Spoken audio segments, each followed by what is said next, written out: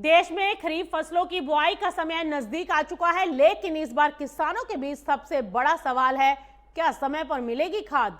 इसी बीच केंद्र सरकार की तरफ से बड़ा अपडेट सामने आया है। सरकार का कहना है कि फिलहाल खरीफ सीजन में किसानों को खाद की बड़ी कमी का सामना नहीं करना पड़ेगा, लेकिन आने वाले रबी सीजन के लिए स्थिति चुनौतीपूर्ण बन सकती है।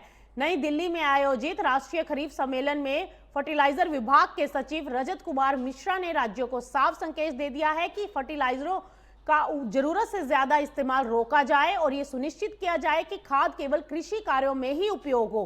सरकार का कहना है कि कई राज्यों में जरूरत से ज्यादा खाद की खरीद हो रही है, जिससे आगे चलकर सप्लाई पर दबाव बढ़ सकता है।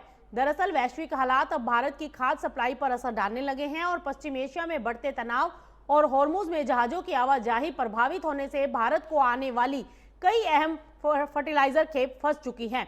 सरकारी आंकड़ों के मुताबिक मार्च से अब तक फर्टिलाइजर और कच्चे माल से लदे 16 जहाज इस मार्ग में अटके हैं और इसका असर यूरिया, डीएपी, अमोनिया और सल्फर जैसी जरूरी खादों की सप्लाई पर पड़ रहा है।